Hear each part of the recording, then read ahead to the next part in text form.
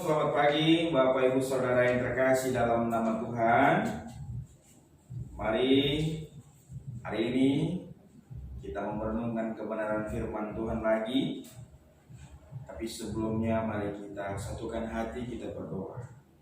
Bapa dalam surga, kami boleh bersyukur buat segala kebaikan penyertaan Tuhan dalam hidup kami. Kembali lagi pagi hari ini Tuhan, kami mau merenungkan kebenaran firman-Mu. Tuhan urapi kami, Tuhan berkati kami. Supaya apa yang kami dengar, apa yang kami baca, apa yang kami renungkan bersama-sama ini boleh memberkati kami sehingga nama Tuhan dipermuliakan. Terima kasih Bapa, hamba-Mu tidak izinkan kuasa-kuasa setan, kuasa kegelapan, kuasa apapun itu Tuhan yang mencoba mengganggu hati dan pikiran kami. Kami tolak, kami patahkan, kami hancurkan di dalam kuasa darah Yesus. Berkati Bapak Ibu Saudara yang di rumah melihat tayangan ini. Tuhan urapi mereka, Tuhan berkati mereka. Penyertaan Tuhan selalu ada dalam hidup mereka. Terima kasih Bapak yang baik, terima kasih Tuhan. Bahkan hamba-Mu menyerahkan diri hamba-Mu sendiri ke dalam tangan pengasihan Bapa. Biarlah Tuhan Kau pakai hamba, Kau urapi hamba. Setiap apa yang keluar dari bibir mulut hamba-Mu ini Tuhan, biarlah ini semua berasal dari Tuhan. Sekali lagi sembunyikan hamba-Mu di bawah kaki salib Tuhan, supaya nama Tuhanlah yang dipermuliakan. Biarlah hamba-Mu semakin kecil, dan biarlah Tuhan Engkau semakin besar. Terpujilah Tuhan di dalam nama Tuhan Yesus Kristus. Hamba-Mu berdoa dan bersyukur. Amin. Ya, shalom. Selamat pagi, selamat hari Minggu bagi kita semuanya.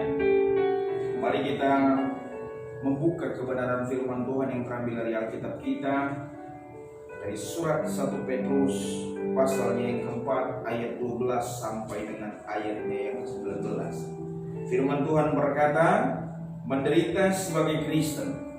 Saudara-saudara yang kekasih, janganlah kamu heran akan nyala api siksaan yang datang kepadamu sebagai ujian, seolah-olah ada sesuatu yang luar biasa terjadi atas kamu. Sebaliknya bersukacitalah sesuai dengan bagian yang kamu dapat dalam penderitaan Kristus, supaya kamu juga beroleh bergembira dan bersukacita pada waktu Ia menyatakan kemuliaan. Berbahagialah kamu jika kamu dinista karena nama Kristus, sebab roh kemuliaan yaitu roh Allah ada padamu. Janganlah ada di antara kamu yang harus menderita sebagai pembunuh atau pencuri atau penjahat atau pengacau. Tetapi jika ia menderita sebagai orang Kristen, maka janganlah ia malu, melainkan hendaklah ia memuliakan Allah dalam nama Kristus itu. Karena sekarang telah tiba saatnya penghakiman dimulai, dan pada rumah Allah sendiri yang harus pertama-tama dihakimi. Dan jika penghakiman itu dimulai pada kita, bagaimana kesudahannya dengan mereka yang tidak percaya pada Injil Allah? Dan jika orang benar hampir-hampir tidak diselamatkan, apakah yang akan terjadi dengan orang fasik dan orang berdosa? Karena itu baiklah juga mereka yang harus menderita karena kehendak Allah, menyerahkan jiwanya dengan seluruh berbuat baik, selalu berbuat baik kepada Pencipta yang setia. Bapak Ibu Saudara yang terkasih dalam nama Tuhan Yesus Kristus, firman Tuhan yang terambil dari 1 Petrus pasal 4 ayat 12 sampai 19. Saya memberikan tema mengerti penderitaan secara benar, atau dengan kata lain menanggung penderitaan secara benar. Saudara-saudara yang terkasih dalam nama Tuhan Yesus, hidup kita tidak pernah lepas dari penderitaan, dari pergumulan. Tapi pada pagi hari ini saya akan membahas bagaimana penderitaan yang secara benar yang dituliskan oleh Alkitab. Bukan penderitaan secara umum, yang penderitaan karena kesalahan kita, penderitaan karena kebodohan-kebodohan kita. Nah, saat ini mari kita lihat apa kata Alkitab mengenai penderitaan. Kalau kita melihat dari Yohanes pasal 17-14, umat Kristen diharapkan merasakan penderitaan. Penderitaan apa? Penderitaan memikul salib, menyangkal dirimu. Yang kedua, penderitaan juga merupakan kehendak Allah bagi kita. Kalau kita lihat ayat 16 tadi, tetapi jika ia menderita sebagai orang Kristen, maka janganlah ia malu, melainkan hendaklah ia memuliakan Allah dalam nama Kristus itu. Penderitaan yang dialami suatu tujuan. 1 Petrus pasal 1 ayat 67. Tuhan memberkati penderitaan yang benar. Ya, Tuhan memberkati penderitaan yang benar. Bisa kita lihat dalam Matius 5 ayat 10 sampai 12. Dan kita harus mengikut teladan yang diberikan Tuhan Yesus. 1 Petrus pasal 2 ayat 19 sampai 25. Jika kita harus berperilaku yang sama seperti Yesus pada saat mengalami penderitaan. Matius 5 ayat 38 sampai 44. Saudara-saudara yang terkasih dalam nama Tuhan Yesus, penderitaan adalah bagian kehidupan orang percaya sejati. Penderitaan adalah hal-hal yang biasa, hal-hal yang lumrah. Tapi dalam pembacaan Alkitab kita hari ini, kita akan melihat hal positif dalam menghadapi penderitaan.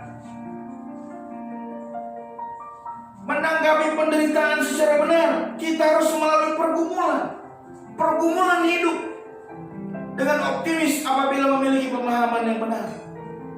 Saudara-saudara yang terkasih dalam nama Tuhan Yesus, ada 3 dasar dari suatu penderitaan yang perlu kita ketahui. Yang pertama, penderitaan adalah suatu realita.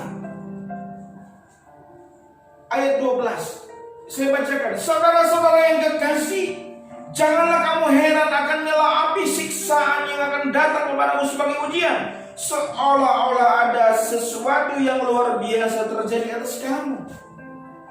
Saudara-saudara yang terkasih dalam nama Tuhan, konteks firman Tuhan tidak sedang berbicara soal penderitaan dalam arti umum. Pemikiran yang tidak benar mengenai penderitaan, ketakutan yang tidak berdasar mengenai penderitaan ini. Sebab bacaan firman Tuhan ini sedang membahas soal nyala api siksaan yang sedang dikobarkan oleh Kaisar Nero pada saat itu. Pada saat firman Tuhan ini dituliskan oleh Rasul Petrus, banyak orang percaya yang mati dengan pergumulan atau penderitaan yang sedang berat. Banyak wanita yang menjadi janda, anak-anak jadi yatim, dan banyak orang percaya yang hidup dalam tekanan dan dikejar-kejar oleh siksaan yang terjadi. Tapi firman Tuhan menasihatkan, jangan kamu heran, tanda kutip, jangan kamu heran. Maksudnya, tanggapilah penderitaan itu sebagai suatu fakta, sesuatu kenyataan yang benar sudah terjadi. Jadi jangan bersungut-sungut. Jika ada pergumulan yang menimpamu, kau jangan heran akan itu semuanya. Anggaplah itu sebuah pencobaan yang biasa dari Tuhan, karena Tuhan tahu engkau dapat menanggung itu semua. Saudara-saudara yang terkasih dalam nama Tuhan, seseorang harus menyadari bahwa penderitaan karena kebenaran yang menyebabkan kita mati itu sebagai suatu kenyataan dan bagian dari kehidupan. Itulah yang membuat kita tidak hanyut dengan keadaan kita. Saudara-saudara yang terkasih dalam nama Tuhan Yesus, sebagai sebuah kesaksian yang luar biasa, melalui penderitaan yang dialami seorang martir bernama Polikarpus. Dia adalah seorang uskup dari Smyrna yang meninggal tahun 115 Masehi.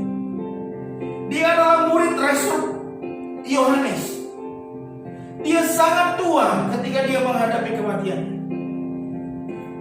Saudara-saudara yang terkasih dalam nama Tuhan, pada saat muridnya atau pada saat Proskonul memerintahkannya untuk menarik ucapan dan mengutukinya, Kristus dia berkata, sudah 86 tahun aku melayani Tuhan dan tidak pernah melakukan yang jahat terhadapku. Lalu bagaimana mungkin aku memuja Raja yang menyelamatkanku? 3 hari sebelum kematiannya dia bermimpi dan menyimpulkan, aku akan mati dan dibakar hidup-hidup. Dibakar dalam api tetapi dia tidak terbakar. Dan akhirnya para algojo melemparkan pisau, melemparkan pedang ke dalam sekujur tubuhnya. Makanya ia mati. Saudara-saudara yang terkasih dalam nama Tuhan Yesus, apa yang kita dapat pelajari dari sebuah cerita Polikarpus? Kita harus menganggap bahwa penderitaan itu sebagai suatu fakta. Maka kita harus menyadari bahwa kita harus siap menghadapi itu. Jangan takut menghadapi penderitaan, karena penderitaan itu hal-hal yang wajar. Tuhan memberikan kepada kita penderitaan untuk kita lebih dewasa lagi. Tapi jangan penderitaan yang kita buat, penderitaan yang kita buat curang. Sekali lagi saya sebagai hamba Tuhan, jangan buat itu, jangan lakukan itu. Yang kedua, saudara-saudara yang terkasih dalam nama Tuhan, penderitaan adalah suatu motivasi. Ayat 13. Sebaliknya bersukacitalah sesuai dengan bagian yang kamu dapat dalam penderitaan Kristus, supaya kamu juga beroleh bergembira dan bersukacita pada waktu Ia menyatakan kemuliaannya. Sukacita yang dimaksud di sini adalah bersyukur karena mendapat bagian untuk menderita. Maksudnya menjadikan penderitaan itu adalah suatu hal yang sukacita, yang murni, yang diperoleh hanya dari Allah dalam Tuhan Yesus. Bisa kita bandingkan dalam Matius pasal 11. Saudara-saudara yang terkasih dalam nama Tuhan Yesus, sukacita juga diperoleh karena kemuliaan yang akan diterima pada waktu Kristus datang kali yang kedua. Memahami bahwa penderitaan dapat merupakan motivasi untuk bersukacita secara murni. Karena banyak orang hanya mampu bersukacita dan bersyukur untuk hal-hal yang menyenangkan hati mereka. Saudara-saudara yang terkasih dalam nama Tuhan, seberapa berat pun pergumulan kita, apabila kita datang berserah kepada Tuhan, maka kita mampu bersyukur dan beroleh ketenangan atas itu semua. Saudara-saudara yang terkasih dalam nama Tuhan, penderitaan yang kita alami tidaklah sebanding dengan kemuliaan yang akan kita terima nanti. Penderitaan merupakan jalan menuju pembersihan dan pemurnian. Hanya dengan kasih karunia Allah saja seorang dapat dimuliakan. Saudara-saudara yang terkasih dalam nama Tuhan, juga melalui penderitaanlah menyebabkan kita mengenal diri kita lebih lagi. Penderitaan menyadarkan kita untuk mengerti bahwa sesuatu tidak dapat dikerjakan dan diselesaikan dengan kekuatan sendiri. Mari kita berserah kepada Tuhan, maka Tuhan akan memberikan jalan bagi kita. Intinya dalam sebuah penderitaan yang kita alami, mari kita berserah kepada Tuhan. Baik berduka cita pun kita, baik harta benda kita hilang, mari berserah kepada Tuhan. Berserah kepada Tuhan, kuncinya cuma itu. Maka Tuhan akan memberikan kelegaan bagi kita. Yang terakhir, Bapak Ibu Saudara yang terkasih dalam nama Tuhan, penderitaan adalah suatu kebanggaan. Ayat 16. Tetapi jika ia menderita sebagai orang Kristen, maka janganlah ia malu, melainkan hendaklah ia memuliakan Allah dalam nama Kristus itu. Kalau kita melihat ayat 16 berkata jangan malu, tentunya kita merasa bangga karena pergumulan dan penderitaan yang kita alami dan hadapi. Tapi yang dimaksud dengan penderitaan atau pergumulan ada suatu kebanggaan, yaitu karena kita percaya Allah pada saat kita mengalaminya. Dan Dia adalah Allah yang tidak pernah ingin meninggalkan kita. Dia adalah Allah yang tidak pernah diam. Saudara-saudara yang terkasih dalam nama Tuhan Yesus Kristus, ayat 16 berkata, tetapi jika ia menderita sebagai orang Kristen, maka janganlah ia malu, melainkan hendaklah ia memuliakan Allah dalam nama Kristus itu. Saudara-saudara yang terkasih dalam nama Tuhan, ketika kesulitan hidup menerjang kita, iman mendapat kesempatan untuk dimurnikan di dalam api yang membara. Jika kita memberikan ruang untuk berpegang pada Roh Allah, untuk berpegang pada keyakinan kita kepada Tuhan, maka semua kita akan mendapatkan bagian itu.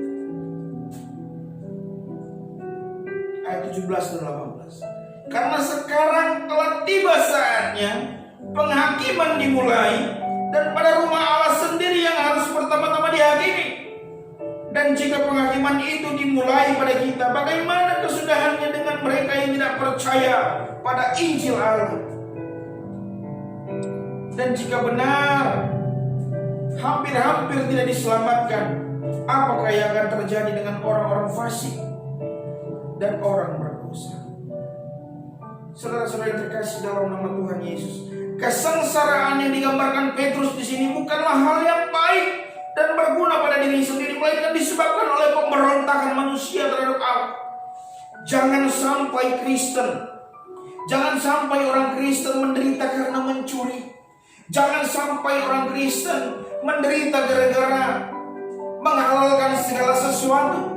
Jangan sampai orang Kristen menderita karena dia mengancam, atau sebaliknya, orang Kristen menderita karena perbuatan benar. Biarlah kesempatan itu dipakai untuk memuliakan nama Tuhan. Saudara-saudara yang terkasih dalam nama Tuhan, 1 Korintus pasal 10:13. Pada saat dicobai, ia akan memberikan jalan keluar bagi yang berserah padanya. Dan biarlah, saudara-saudara yang terkasih dalam nama Tuhan, kita mulai mendengar, kita boleh mengerti esensi dari penderitaan yang sebenarnya di dalam Alkitab. Bukan penderitaan yang secara umum yang kita boleh lihat dalam dunia ini, tapi penderitaan bagaimana kita harus menanggung itu semuanya di dalam Kristus. Biar hati kita dimurnikan, biar iman kita dimurnikan, pikiran kita dimurnikan, dan hidup kita haruslah kudus. Karena itulah perintah Tuhan. Dan biarlah melalui kebenaran firman Tuhan pada pagi hari ini, kita boleh diberkati Tuhan, kita boleh ditolong Tuhan. Mari kita berdoa. Bapa dalam surga, ujilah kami Tuhan, selidikilah hati kami ya Tuhan, dan biarlah belas kasihan-Mu menolong kami melewati lembah-lembah kekelaman dalam hidup kami. Murnikan kami Tuhan, ajar kami Tuhan untuk kami boleh mengerti akan kebenaran firman Tuhan ini. Dan biarlah Bapa, firman-Mu ini Bapa boleh jadi rema dalam hidup kami. Seperti biarlah hidup kami menjadi berkat, dan supaya kami memuliakan nama Tuhan dalam hidup kami. Terima kasih Tuhan Yesus, terpujilah Engkau Bapa, di dalam nama-Mu kami bersyukur, kami berdoa. Haleluya. Amin.